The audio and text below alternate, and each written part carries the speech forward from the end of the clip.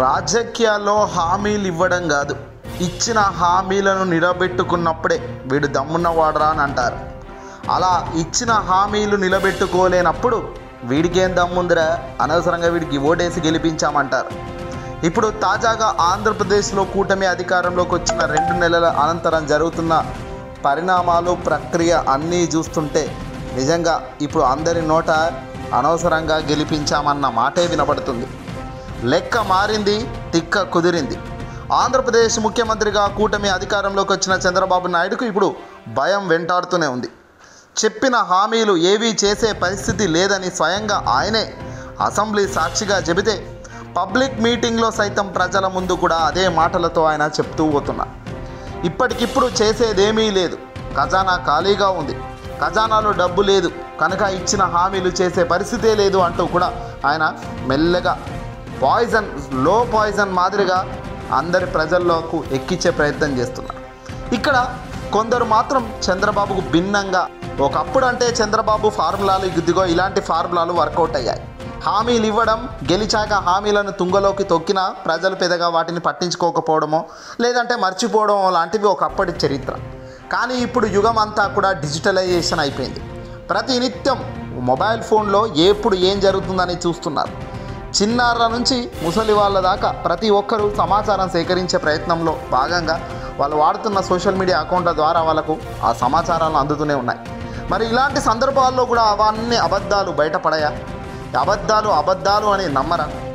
అంతెందుకు, తాజాగా ఇటీవల చంద్రబాబు గారిపై చిన్నారులు చేసిన ఒక వీడియో ఇప్పుడు సోషల్ మీడియాలో వైరల్ అవుతుంది.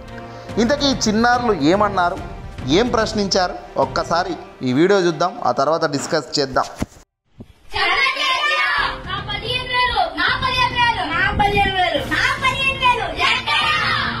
రైట్, చూశారు కదా, చంద్రబాబు తాత మా 15,000, నా 15,000, నా 15,000, నా 15,000, తల్లికి వందనం ఎక్కడా అని ఏకంగా స్కూల్లోనే పిల్లలు ఈ మాదిరిగా ప్రశ్నించే స్థాయికి వచ్చేశారు.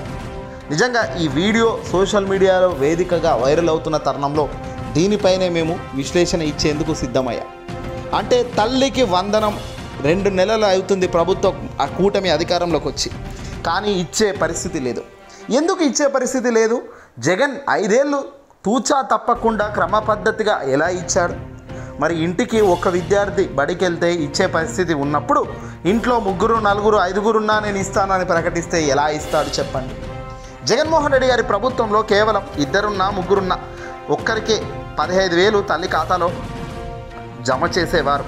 అది కూడా తాను బటన్ నొక్కి నేరుగా తల్లి ఖాతాల్లో డబ్బు జమ అయ్యేది. కానీ ఇప్పుడు బటన్ నొక్కే పరిస్థితి లేదు, నేరుగా వెళ్ళి ఖాతాలో జమ చేసే పరిస్థితి లేదు. డబ్బులు లేవు, చేతులు ఎత్తేస్తా, నాతో నవ్వట్లేదు అంటున్నాడు చంద్రబాబు. మరి ఈ హామీలన్నీ ప్రజల ముందు ప్రకటించేటప్పుడు తెలియదా ఏ రకంగా డబ్బులు ఇవ్వచ్చు అన్నది?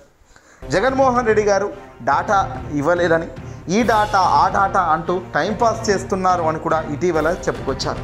డాటా అంటున్నావు, దేనికయ్యా డాటా అంటూ జగన్మోహన్ రెడ్డి గారు సైతం ఇటీవల మీడియాతో మాట్లాడినప్పుడు దానిపై స్పష్టత ఇవ్వడం జరిగింది.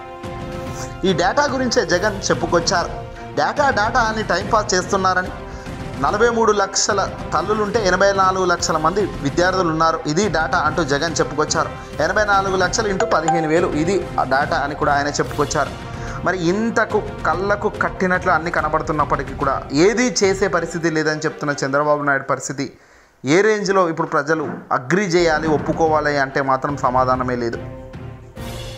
చేసే పథకాలు అమలు చేసే సత్తా, దమ్ము లేనప్పుడు ఇచ్చేదానికి ధైర్యం ఎలా వచ్చింది అనే దానికి ఇప్పుడు ప్రజలు సైతం నిలదీసే ప్రయత్నం చేస్తున్నారు. ప్రభుత్వం వచ్చింది అంటే జూన్, జూలైలో విద్యార్థులు నూతనంగా కొత్తగా మళ్ళీ బడుల్లోకి పోతుంటారు.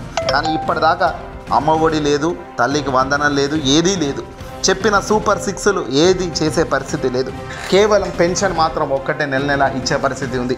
అది కూడా వారాంతపు ఈఎంఐలు కడుతూ లోన్లు తీస్తూ ఆ లోన్ల అమౌంట్ను ఇటు తిప్పి అటు తిప్పి పెన్షన్లు ఇచ్చే కార్యక్రమానికి శ్రీకారం చుట్టారు.